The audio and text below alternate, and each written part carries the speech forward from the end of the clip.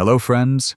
Today, we are setting out on a breathtaking journey to one of the most fascinating regions on Earth, where history, mystery, beauty, and survival all meet in one unforgettable place.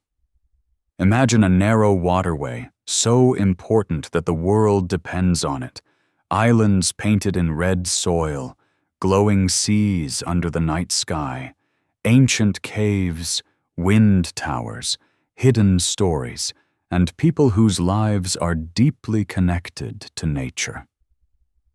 This is not just a story about geography or politics. It is a story about culture, resilience, danger, wonder, and the fragile balance between human ambition and the natural world. From the strategic Strait of Hormuz to the stunning landscapes of Hormuz and Keshem, every moment in this video reveals something surprising, powerful, and deeply human. So stay with me until the very end, because what you are about to see is truly unforgettable and worth every second of your time. Let's go. Listen to this sound. It's not a human heartbeat. It is the pulse of the progress of civilization. Perhaps it is the pulse of the soul of that culture that lives as long as oil flows through its veins. The Persian Gulf is a sea that feels like it's locked in a bottle. To the east is the Strait of Hormuz. It's not just a way of water, it's like an artery in the world. Today, if the flow stops here for some reason, then the breath of mankind will be suffocated. Whether you ride your motorcycle with petrol or your milk in a plastic bottle, everything depends on the narrow ribbon. A ribbon whose width is less than 33 kilometers in some places. This is the Strait of Hormuz. Every day, about 1/5 of the world's oil, about 21%, passes through these huge tankers. These tankers are like floating cities on water. But these tankers are stuck in such a narrow passage that disaster is inevitable, even if the captain's gaze is slightly disturbed. On one side is Iran's Hormuzgan province. On the other hand, the peninsula of Oman is Musandam. The distance is only 33 kilometers. But in reality, the path becomes narrower. The tankers are two. You have to walk in the narrow lane. The width of each lane is only 3 kilometers.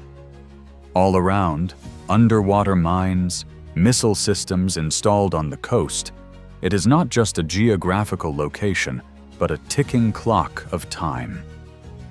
During the tanker warfare in the 1980s, this water filled with fire. Today, the situation has changed, but not tension. Only the weapons have become more sophisticated. A powerful fleet patrol here. Fast boats move around. It is like a chess game where one wrong move can destabilize the entire world. But if you take your eyes off the warship and the radar screen, looking around, there is a strange beauty, mystery, and excitement hidden in the center of an island that seems to have risen from the wounds of the earth. The name of this island is Hormuz. Locals call it a colorful island. The soil here is not white, not yellow, but red as blood. When you step on the beach, it feels as if the earth has opened its veins, and the waves are coming and washing it away. This red color is not a fantasy. It is the presence of iron oxide. Volcanic rocks were dug into this soil millions of years ago. The locals call this soil. Surprisingly, this soil is not only an ornament of nature, but also a part of their food. Here, women make powder by profession from this clay. Strain and mix the spices and apply it on the bread. This special bread is the identity of the island. When the world is competing for oil, these people survive on the red soil of the land. They believe it fills the body's deficit.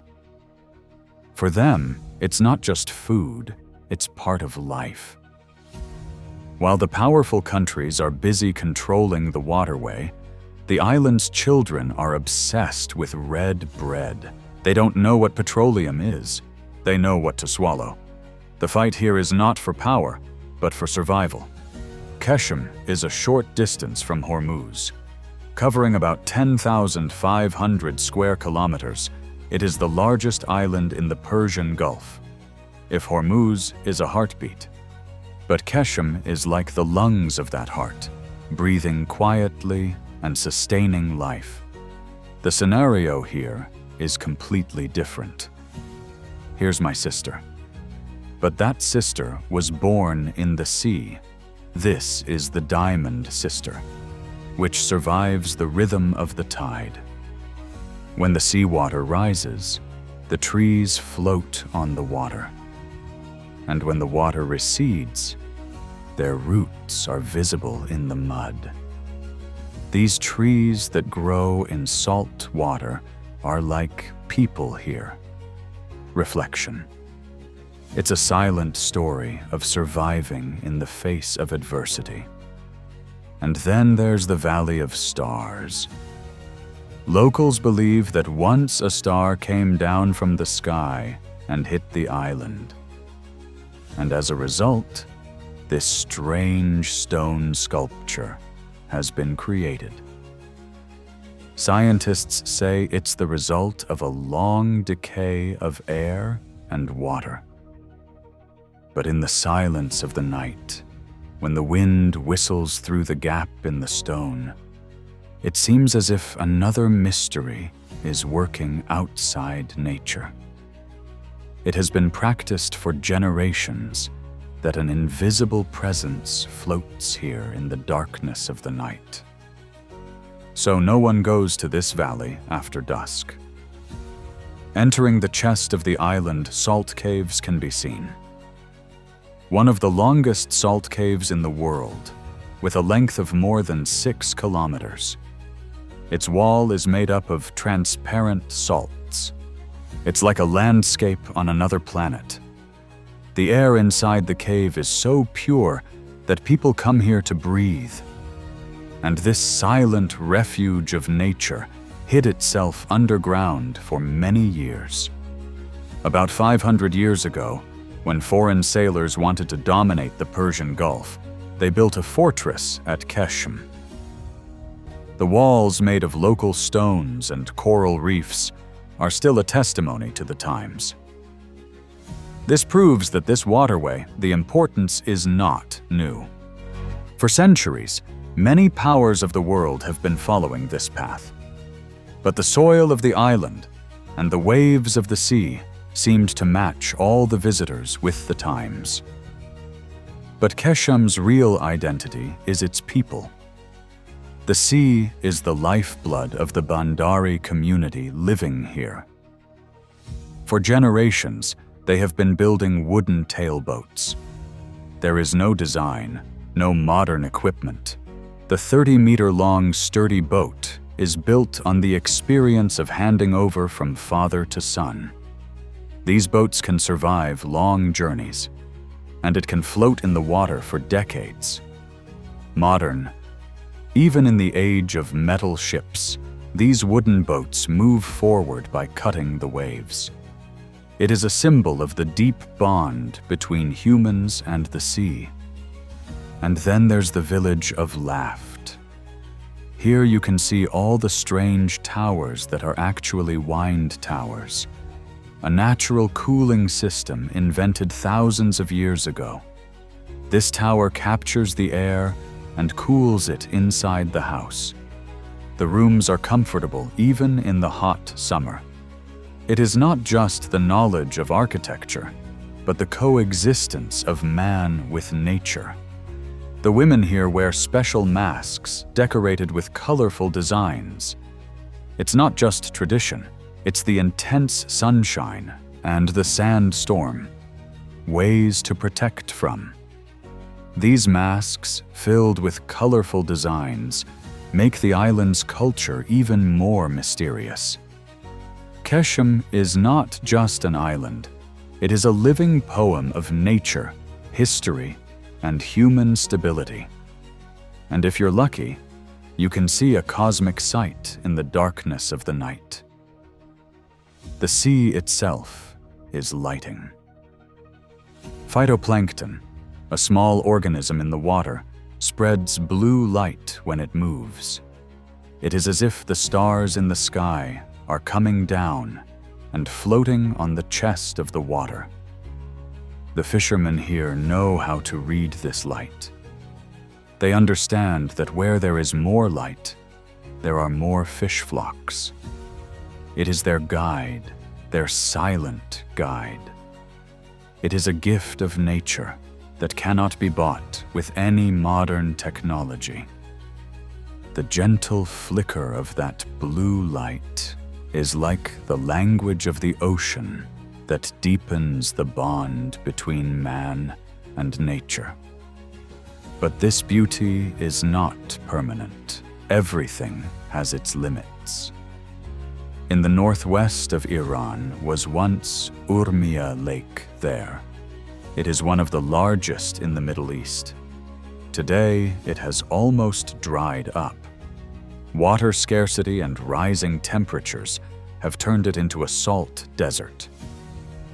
This scene reminds us that if we are in harmony with nature, the future of the Persian Gulf could be the same.